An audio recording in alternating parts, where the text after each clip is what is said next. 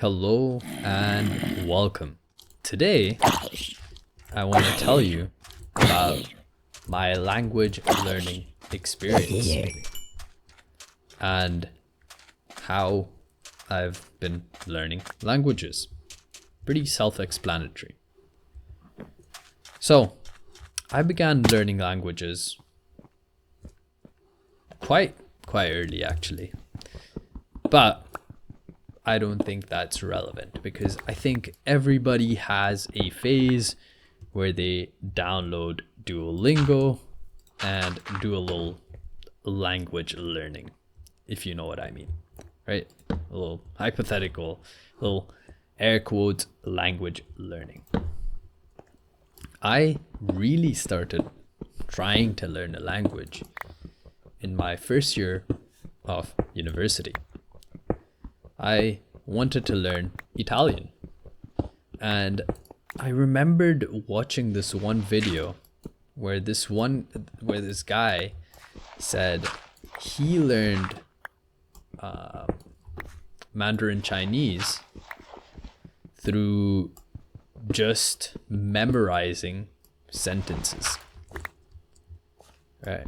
So what he did was he went in and just made flashcards of day-to-day language sentences and tried to memorize. Oh, okay. I'm out of my pickaxe. New pickaxe. And using this, he became somewhat conversationally fluent at Chinese. So I tried doing this for Italian. And lo and behold, maybe the technique didn't work. Maybe I just didn't have the motivation. But I gave up. And then I did a little Duolingo. Although I was firmly against Duolingo because I said, hey, Duolingo is not effective. It's a waste of time. Yada, yada, yada. Whatever. Although my opinion about that has changed now because, as much as it's true that it does not work, if something's getting you motivated to at least attempt to learn a language, that works. And you do learn something from Duolingo. It's not as if you learn nothing from it. But I digress. So, Duolingo. Tried that for a bit. Whatever. In my second year of university, I decided, hey, my university offers free language courses. Let me enroll for one. So throughout the second year, I was enrolled for the Italian course at my university. Amazing. This was quite fun actually. I made some pretty cool friends. I did it with one of my really good friends for university.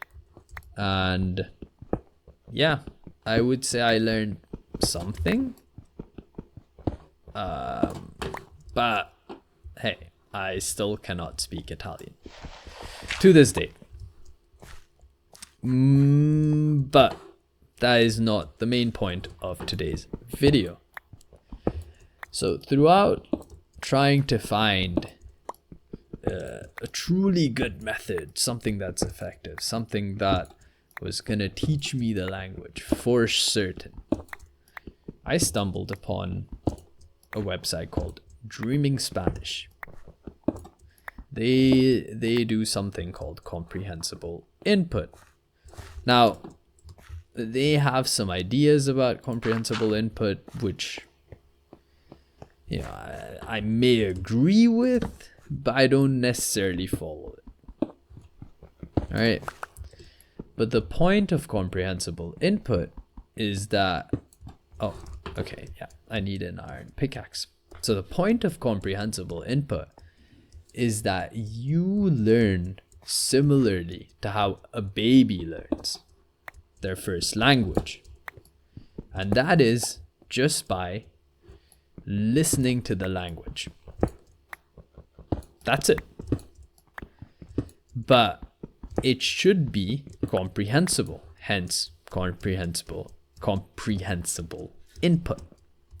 So if you go onto the Dreaming Spanish website, you'll find that they have thousands of videos all the way from super beginner to beginner and then advanced. And these videos are meant to ease you into the language. So their super beginner videos are very visual. They are very slow and maybe a little boring sometimes, but you're genuinely learning the language. Why do I claim this? Because that's how I got into Spanish. Through Dreaming Spanish, I actually did attempt to do the method with Italian, but then proceeded to get frustrated because there's not enough Italians, or there weren't enough Italians around me at the time, and I needed to learn. I needed to, have some sort of motivation for learning. That's another thing. If there's no motivation for you to learn something, no matter how easy or effortless, or no matter if someone spoon feeds that to you, you still will not do it because of the lack of motivation. Right? So I needed motivation, hence I switched over to Spanish. That's what I am thinking of. So I switch over to Spanish. I start off on this website called Dreaming Spanish. Hey, this is not an ad for them. I just think what they do is pretty awesome, and it's gotten me super far. And the whole philosophy there, oh, it's a cute parrot, nice. Whole philosophy there being that you just need to rack in the hours. Right? It's nothing about studying. You just need to rack in hours of listening to the language, and it should be understandable. You should be getting somewhat of the gist. Not even 100%, not even 30%. If you understand what's going on in the content, video, audio, whatever, then you're fine. That's why they don't recommend audio until you can understand things without any visual cue. And even then it would be super slow audio. It would be like, hi, my name is John. What is your name? That kind of thing. So I do this for 100 hours, 125 hours, and then I move on to a little harder stuff, some audio stuff. And midway through this, I have a trip to Mexico planned with my brother. Amazing. It's fun stuff. Super exciting. I love that trip to this day. So during this trip, I was at maybe 150, 200 hours, something around that point. I honestly cannot remember. But it was amazing because I understood what people were saying. This is crazy. I have never had someone speak at a normal level, at a native level, and understood it. So this was a validation that my method, not my method, but the method I was using was working. So to this date, I'm still doing it. And currently I'm at 500 hours and I'm watching movies, TV shows, YouTube videos, all of normal YouTubers, nothing for learners. And I understand the language. you may not believe what I say, but that's fine. You don't have to believe me. Right? If you want to learn a language, maybe you can try it, but it will take time.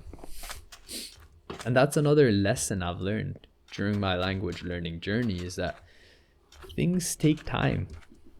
You need to give yourself that time so that your brain can form the neural pathways. You cannot just magically one day say, hey, I want to learn Japanese, and you'll learn it in 2 days.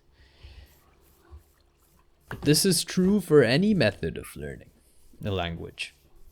You can go and ask anyone who has learned a language profoundly that wasn't sort of naturally passed to them. So for me, a little history about me is that I grew up with languages and Indian languages. And if you know one Indian language from a similar family, you can kind of understand the others. And the main one in India being Hindi. I did not learn that, but I watched movies. When I went to India, I had to speak it. You know, somehow I naturally learned it, even though I never spoke it at home. Because the one I did speak was Gujarati. And so my Gujarati is amazing. But Hindi, it's okay. It's good enough. It's good enough to the point where I don't feel embarrassed of it. I can go and use it anywhere. People might clock that I'm not a native Hindi speaker, but that's okay. That's completely fine. You're allowed to not be flawless at a language. That is another lesson. You can use a language that you're kind of crap at. So for me, for example, my Italian is pretty crap, but I don't really care. I'll still try using it if I go to Italy. I'm not gonna speak in English because I'm embarrassed of my Italian.